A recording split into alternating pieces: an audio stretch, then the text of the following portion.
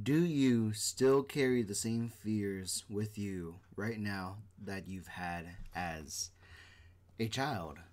That's the question on the table, and I think that I do. I am turning 30 by the end of this year of 2022, so I'm going to be at the ripe age of 30 at Christmas, and thinking back the last 20 odd, 30 odd years, I think a lot of the fears that a lot of you will or may have now or later has always been like deep rooted into your childhood.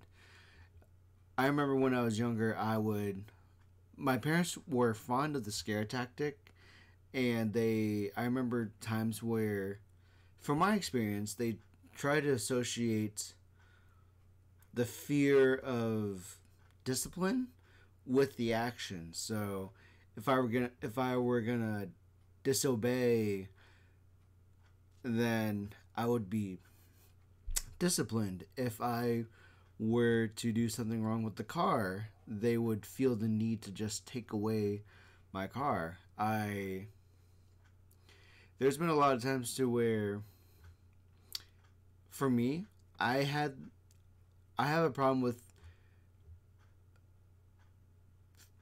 being afraid of what people think. I'm afraid of other people's opinions on how I look and how I perform, because from my experience, I was under the idea that if I didn't perform well enough in school, or if I didn't have a certain weight, I'd be restricted. For my experience, my mom would keep me home if I didn't do a good job in school. So I was afraid of missing out if I didn't do good in school.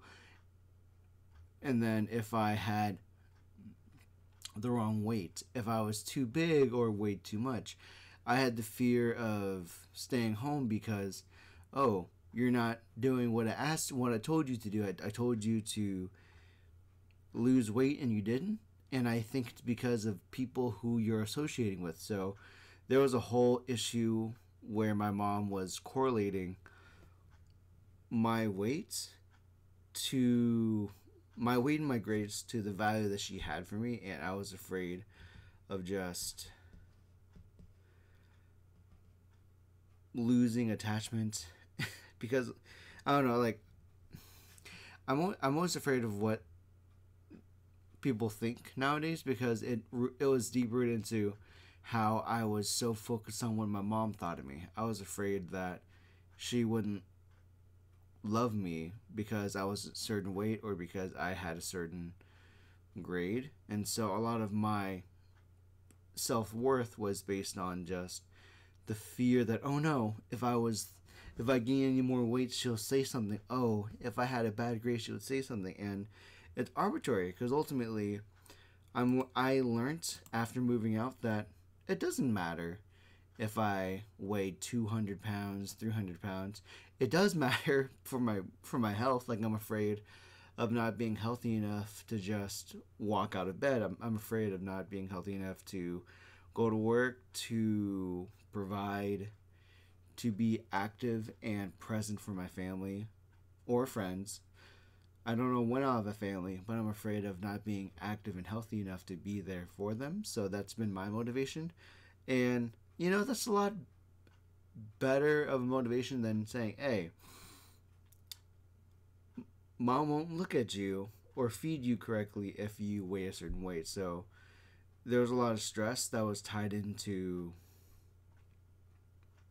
fears. Like, for the longest time, like I know I said it before, and I know this tangent is not very well formed, but I want to preface that men can be the victim of domestic violence and domestic abuse. They can be verbal, they can be physical, and for me, a lot of my fears socially comes from the example that my mom set. I was always afraid of people's opinions of me because I didn't do well here, or I didn't look good in a certain way. So I find myself, after being moved out, I find myself semi self-conscious about how I looked. There'd be times to where I would see my see friends that I haven't seen for a couple years or a couple months, and I'd be stressing out about the way that I looked, the way I was afraid of the way clothes were fitting me, and the fear of that came from me thinking, oh, am I too fat? Am I not losing enough weight? And oh no, they're going to see my stomach, because my mom already made an association where she hated the way that I looked because I weighed a certain way. And I'm very thankful that some of my friends that did notice my anxiety about it said it was okay. They didn't care much. But for me, it was a whole trigger. And I just wish... It's almost funny. I'm equally afraid of just ending up being like my parents, because that was what I was raised up to do. And I'm sorry. I'm also looking at other things I can't talk about for the podcast. So a lot of the podcast, again, is me spitting the tea and just trying to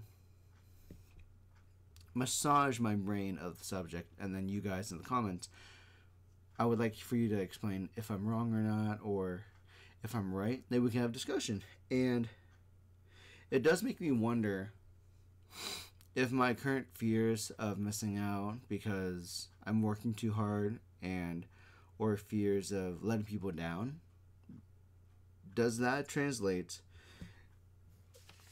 into my other social activities? Because I often fear whether or not I bring happiness to the lives of others, and it's really tough. It's tough to gauge that, because nowadays I've noticed a lot of times when I think I'm bringing happiness to someone, you can definitely just try to make a joke. But I'm also equally afraid now, since almost the Will Smith thing.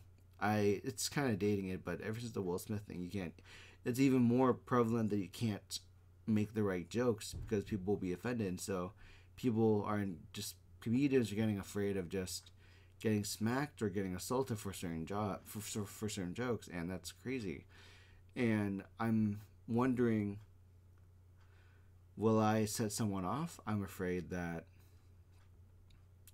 I am too late to patch things up. I'm afraid that at some point or sometime, I'm trying to make somebody happy. I'm trying to be present. I'm trying to just be there for someone. But I'm afraid of being overwhelming, of being toxic. And there is such a thing as toxic positivity or just toxic presence.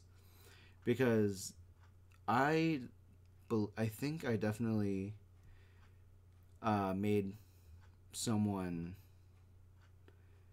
ghost me because I was just too much, and I feel bad. So essentially, for that particular relationship, we met at work, and I thought we were being friendly without being friends.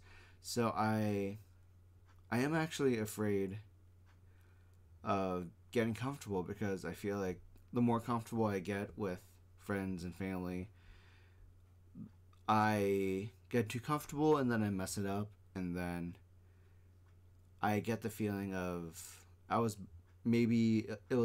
better left out of sight, out of mind, because they wouldn't be under distress if it weren't for me. I would often blame myself and have the fear of like, oh, is this my fault?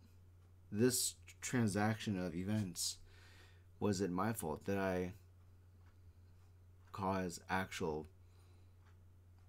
strife instead of happiness when I hung around with people? And that's an issue, because this does play a lot in my head, and this does affect whether or not I have the actual affirmation that somebody's just happy to be around me.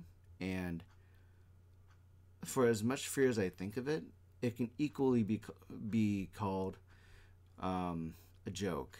Like, are you kidding me? You're feeling these feelings and you're not being self-aware that you're doing this? Get out of here. I have a fear of just people, of the lack of validation. I'm afraid of, these feelings are pretty normal. Everyone has these kind of feelings, and they're valid. They are entitled to their feelings. I have a growing fear often where I just feel like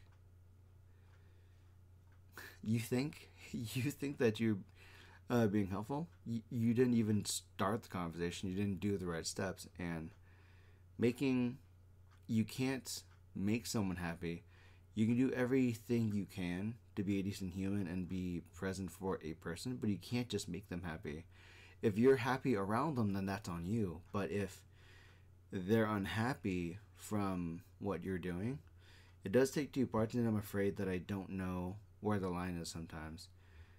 For as often as I make people laugh, I'm afraid of forgetting. I'm afraid of just missing social cues.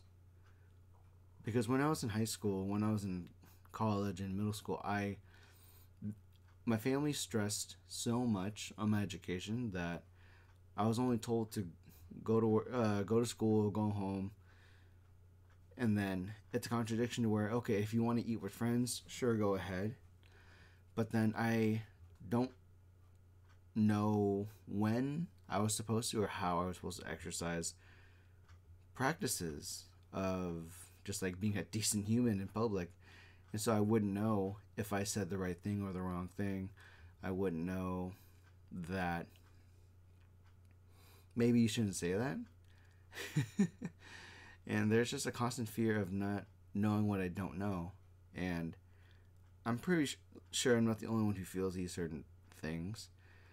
When I'm in public, during school, I was always afraid of just not being there. Like, sure, having the fear of missing out kind of tangents into just, I'm afraid of being late, because if I'm late, then either I'm missing out on something or things are stalled because I was late. And so there's that fear that I have.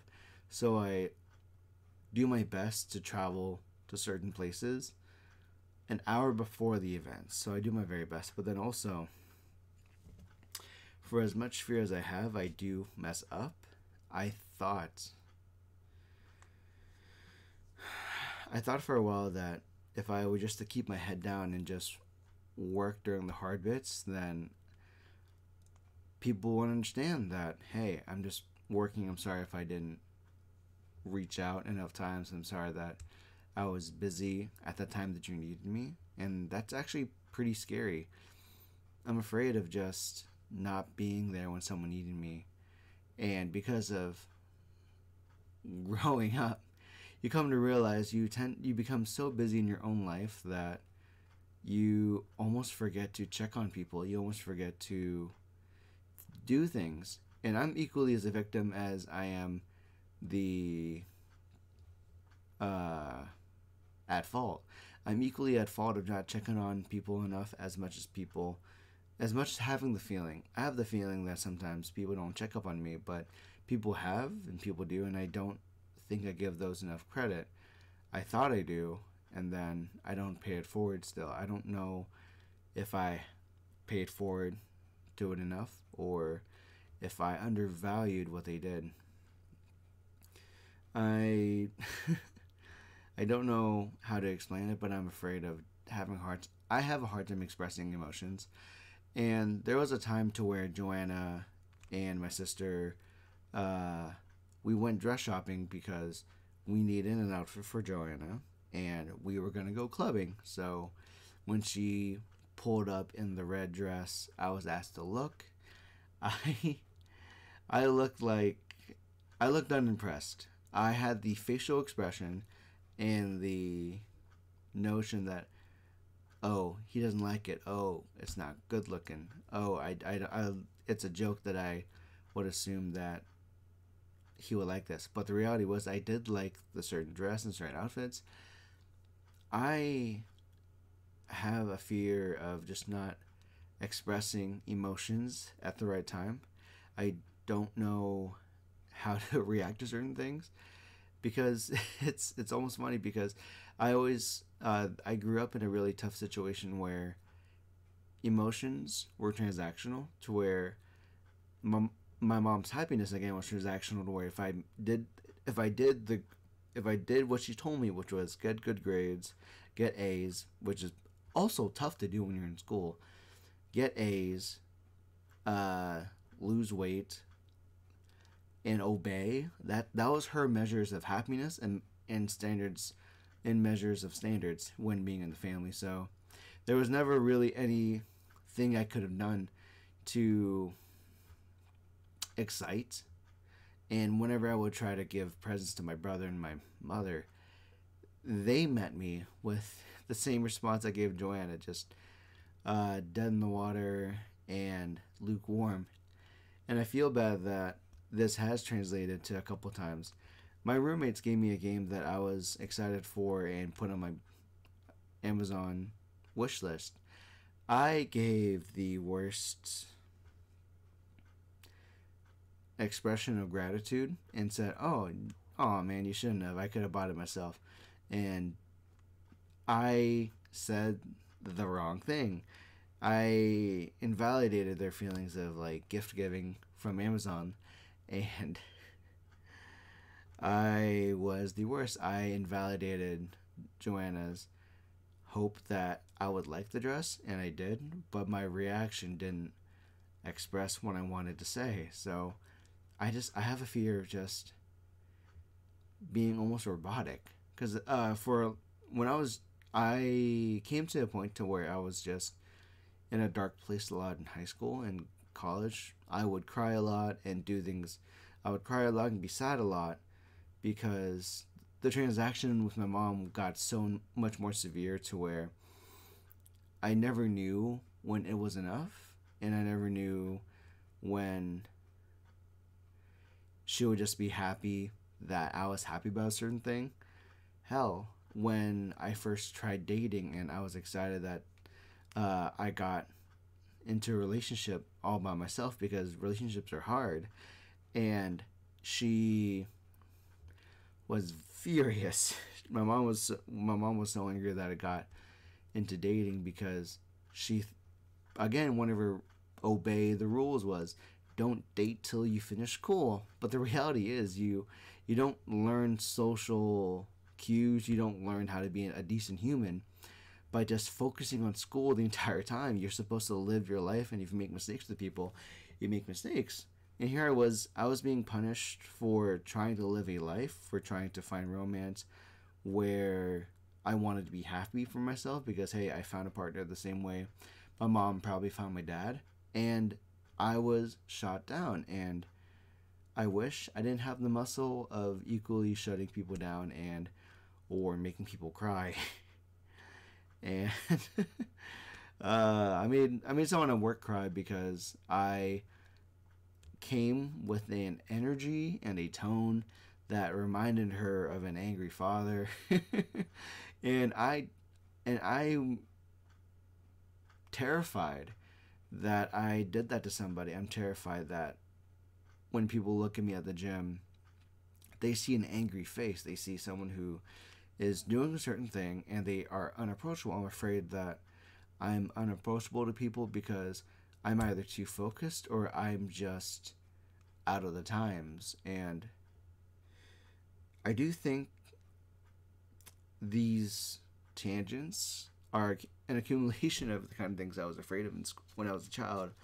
I was afraid of being accepted, which was the moral of the story. The moral of the story was when I was a kid, I had problems and had a fear of being accepted. I felt like I wasn't doing enough to earn my mom's affections, because everything I had to do, from straight A's to not getting in trouble and to not get a girlfriend, to obey and do what she said when she asked. Those were the measures of her acceptance, and I'm very bad at it. I'm very bad to where it's a muscle that I'm working on. I'm afraid of certain attachments because I feel like when I get too comfortable, I fuck it up. I fucked it up with my mom. I messed up with my brother. I feel like I got too comfortable with my family to where things just messed up, and here I am. I moved out of a bad situation, but And I should be happy about that. I need to counsel myself that it's okay to have these feelings. It's okay to feel like you had to move out because it was a really bad place where I was. It was a bad mindset and bad mental health, but it's gonna be a long time before I iron out how I feel. I have heart. It's gonna take a while before I figure out what from my childhood do I still fear, if I've gone over it. So there may be there may be a follow up on what things I got over and what fears I got over. So I don't know. It's a work in progress, and I'm trying to get better. Just like everybody else, I'm just trying to get better. I want to be in a situation to where, in my head, it is okay to mess up. Okay, sure, you probably need to communicate with your friends better so that things don't get ruined. Maybe you do need to communicate better because it saves people a lot of time and a lot of grief. And if you can't say your emotions right then and there, then that's almost a silent answer that people take. And if you don't equally fix that with quickness, then that's going to mess things up later. I'm learning that it's okay to feel like you messed up, and it does take people time to forgive you if you fuck up, if you mess up, but I just wish that for as much of a beating I give myself already, I fear that I don't forgive myself enough as much as I try to straighten myself out. And I don't know when it'll get better, but I'm hoping that it does. I'm a little optimistic that it does get better despite what will happen or what has happened. So I think that's going to be on the episode for today. I'm sorry that this episode's a little down and a little depressing, and that it targets my own mental health that I get to just massage and just dissect and talk about, because honestly, talking about your mental health is something that needs to be normalized. And I don't know if people will believe me. I don't know if people will accept my statements, but I have to accept that what I'm saying to myself and to the camera is honest. I want to believe that what I'm saying right now is honest, and if I'm wrong, I would gladly correct myself and maybe explore what that means and go deeper on it so I have a better understanding. So again, thank you guys so much for watching. Hope you enjoyed the show. If you liked it, I have social media. This will be uploaded on Spotify. This is uploaded on Anchor. I'm on YouTube, Twitch, Facebook, Twitter. Look up Wtphu. It's Wtphu Gaming on Facebook and Wtphu everywhere else. The podcast is WTQ on Spotify and Anchor. And I'll be here for as long as I'll have me, or you'll have me. Thank you so much, and as always, my name's Tyler. I'm your friend, and I'll see you next time. Bye.